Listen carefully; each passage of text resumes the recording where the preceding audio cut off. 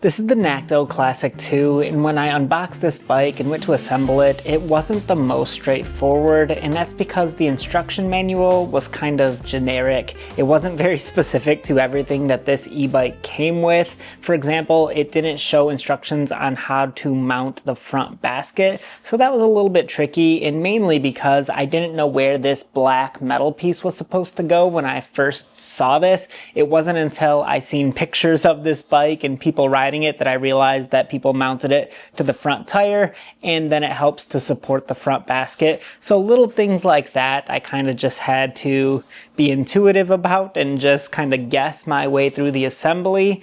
But it wasn't that tricky though, because there isn't that much to assemble. I had to put the pedals on, I had to put the seat on, I had to put the handlebars on, and those are all pretty straightforward. You basically just snug them up and they're good to go.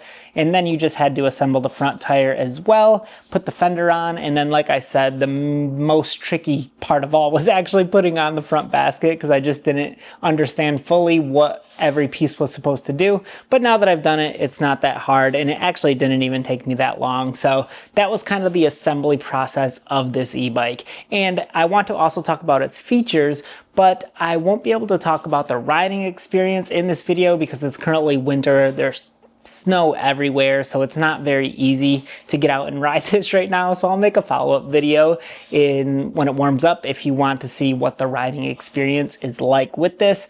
I just mainly wanted to talk about the unboxing experience I had with it and then go through some of its features. So if you're interested in it, I'll put a link in the description below.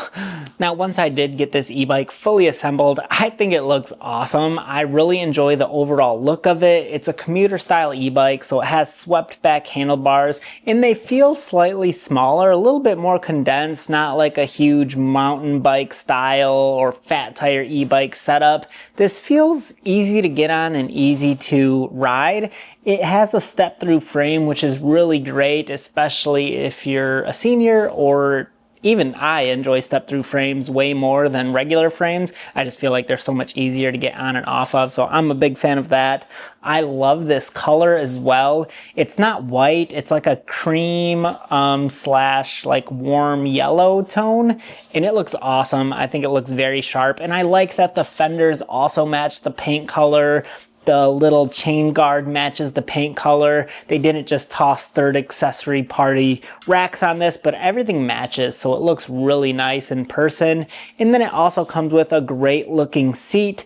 It's this brown color, and it also matches the hand grips on it, and it has nice stitching along the sides of it, and even the handlebars has nice stitching as well. So it looks very great. The aesthetics of it, the appearance, it's a sharp looking e-bike that I'm a fan of, and I feel like a lot of people will also think that this looks great when you're riding it.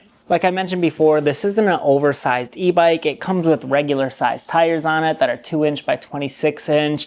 It comes with just a normal setup if you want to use this for like commuter style or leisurely style rides. So it won't be the best for like off-roading, going over top of all types of crazy terrain. This is probably going to be best on pavement or maybe some smoother gravel roads. So that's kind of how I see this e-bike being used. It also doesn't have any front suspension here, so again, you're not going to want to be taking this off-roading too much. This e-bike comes with a 250 watt motor, which that isn't the strongest motor, so I'm actually pretty interested to see how this will ride when I actually take it out when it warms up. So I can't really speak to you on how it's going to perform going up hills or long distances. All those things you'll have to watch my follow-up video on, so I'm not too sure about it, but I do know that it comes with a 250 watt motor, so it'll probably be more of a gradual ride if I had to guess. It also comes with a rear rack included with it. Again, it looks nice, it's very sharp, and it comes integrated with a rear light back here as well that will automatically turn on once you turn your e-bike on. It doesn't have a brake light indicator, so it's just on constantly. And then you can toggle your front headlight on or off if you'd like to as well. So it's nice that it comes with integrated lights. To be able to turn this e-bike on, you're going to need the key, and I don't know if I like this or if I don't like it. The reason that I don't like it is because you always have to have a key on you, and if you lose this or misplace it, you won't be able to turn your e-bike on. But the one added benefit of having a key to be able to turn it on is that not anybody can just jump on your e-bike and start riding. They're gonna have to have the key to turn the battery on, and then they'll be able to turn the display on. So it's nice, kind of like a safety feature that not anyone can ride this, but you always have to have a key on you. One thing that was a little bit different from their website versus seeing this e-bike in person is the display is actually different than what they advertised, and it's actually a better improvement. I feel like this display screen is way better than what they showed on their website. The one on their website didn't have an LCD screen or anything. It basically just showed like your battery life indicator, where this shows you your mileage, your trip, your speed, all the different metrics that you are gonna wanna see when you're riding. So I like that it shows all that. So I like this display better than the one that was on their website. And it's really easy to toggle the different pedal assist levels because it's right next to your thumb there. So that's really convenient if you want to change different speed levels while you're riding. So to be able to power off this e-bike, again, it's a two-step process. You have to first power off the display, and then you have to turn the key off as well. So make sure you do both of them. That way you don't just leave your battery on all the time. And then what's really nice is if you want to remove the battery, it comes with a fold-up seat like this. So it has very easy access to the battery. Now I can take it in and out very easy and seamlessly. So if you want to charge the battery in the house while you leave your bike in the garage or something, you can do that. The brakes on this e-bike are just mechanical brakes. They're nothing special. They're not hydraulic brakes. And when this was shipped to me, the brakes were a little bit loose, so I had to tighten up the cables a little bit. The process to do that is very simple. You just loosen up the cable screw, tighten it up, and then your brakes are way better. They're not so spongy and they don't compress all the way. So now I have more of a firm braking experience, which I enjoy. So you might need to fine tune the brakes a little bit because that's what I had to do in my experience. It also comes with the horn. It's very loud. I don't want to press it in here because my daughter's sleeping. So just know that it comes with the horn. And then it also comes with the 6-speed Shimano shifter.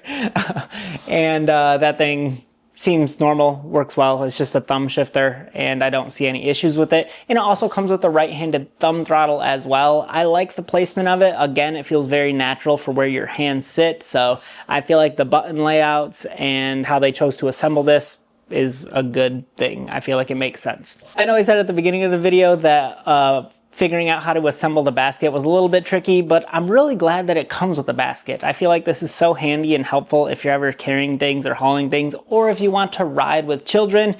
You're gonna wanna pack snacks, pack drinks, whatever, maybe a small blanket you want to put in there. So I really like the fact that it comes with the front basket and it feels very durable. Once you get it on there, it's not bouncing around, it's not loose. So I feel like the front basket is a nice touch to just include with this e-bike. And that's kind of another point that I want to mention is the price of this thing is really affordable. At the time of this recording, it only comes in at around $715, I think, because they're running a discount. So I'll put a link in the description below, again, if you want to check it out for yourself to see what their prices are.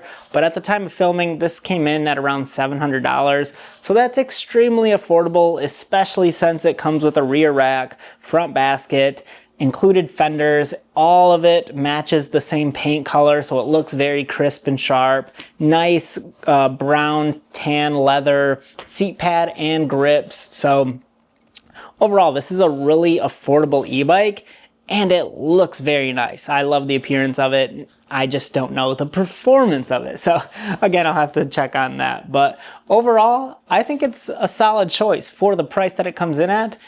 I'm pretty pleased with it. I just wanted to make this video to just give you an idea about my thoughts about it initially. So hopefully this video was helpful. It gave you a little bit better of an understanding about this. If you have any other questions, please let me know in the comments and I'll try to answer them.